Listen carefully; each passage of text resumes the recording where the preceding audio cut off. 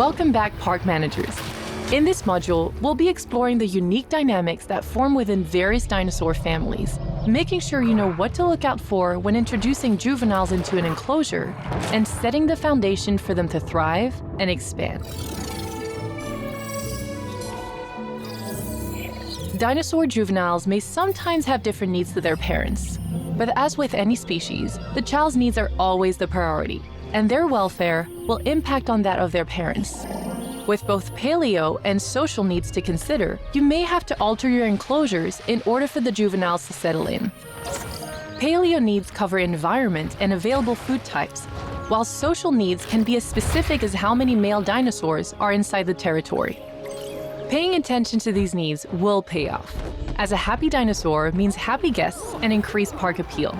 Plus, it will also benefit you later down the line when your thriving juveniles mature.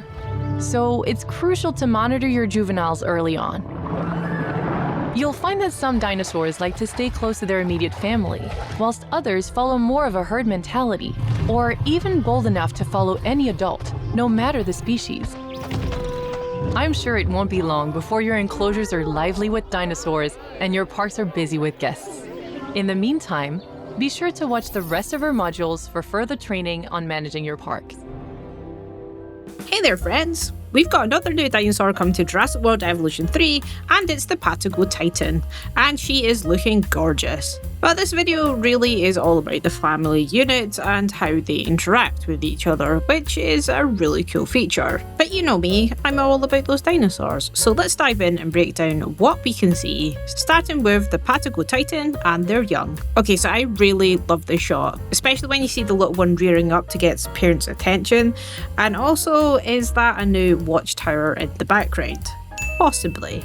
So I'm hoping that this is a custom built watchtower, so perhaps that they have this structure that you can add modular items onto it is what I've got my fingers and toes crossed for. Not only would this allow your guests to get a better view of the dinosaurs, but it then adds that element of customization to your parks. So here we see the watchtower again in the background. I honestly think it's haunting me. And we can also have a closer look at the Patagotitan stats. So it looks like the little one is missing some ground fruit in their habitat. Now, I think this is a really cool feature because in Planet Zoo, when you introduce a baby into the group, their welfare doesn't usually change that much. So maybe there's a little bit of overcrowding, but nothing major. They're actually pretty chill in Planet Zoo compared to what looks like in Jurassic World Evolution 3.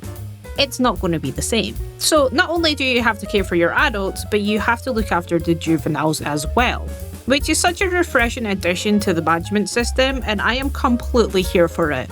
Especially because what happens when the juvenile gets to a point where it wants to escape? Does that affect the adult or the group dynamic? Is the mother or father then starting to decrease their status as well? Or does they simply just look as their little one is smashing their head against the wall? I hope not. And I guess that's where we step in to make sure that all of our dinosaurs are happy. And look, here we go. This one's all happy.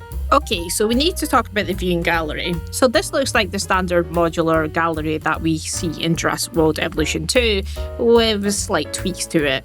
So you can see that someone's put an air vent on the top and there's some rocks and foliage at the bottom. And I just don't know if this is going to be fully customizable.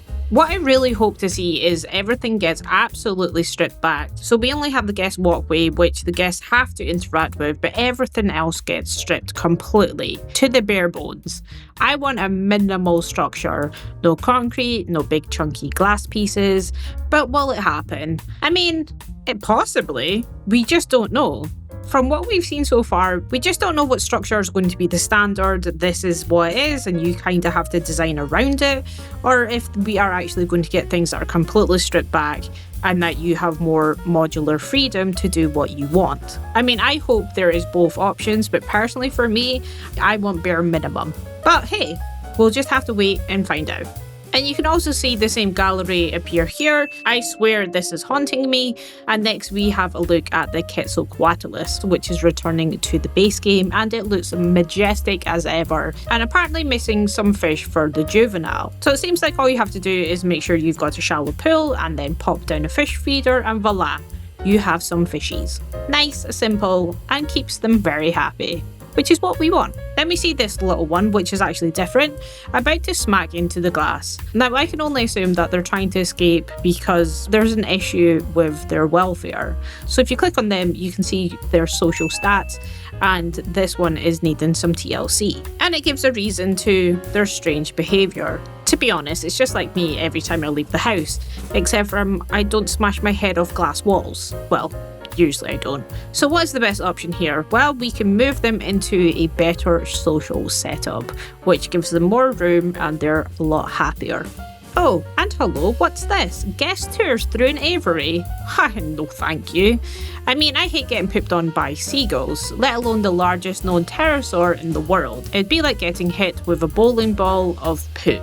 Well, I can only imagine. But that would be absolutely messy and probably sore. But hey, each their own, and it probably gives more interaction for your guests, and yeah, good luck to you.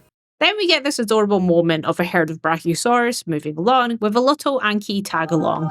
And oh my god, this moment melts my heart. I actually love the Ankylosaurus, and the idea of it making friends with other species is just so wholesome. You go, little chunky friend. And lastly, we get to see the inside of the viewing gallery. Okay, I know what you're about to say, Gemma. Stop looking so deep dive into this, but I can't help it.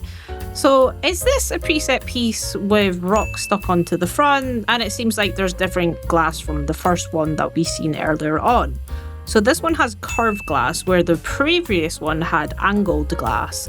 So who knows, maybe there's different ones that we can switch out depending on biome, or maybe depending on if it's a Jurassic Park set or a Jurassic World set. I am so interested to see, and I guess we're just going to have to stay tuned to figure out what is actually possible within this game, and hopefully we'll actually get some answers pretty soon. I love doing these deep dives, and if you're new here, I'd really appreciate if you could hit that subscribe button for more Jurassic World Evolution 3 content. Thank you so much for watching, and I'll see you in the next one.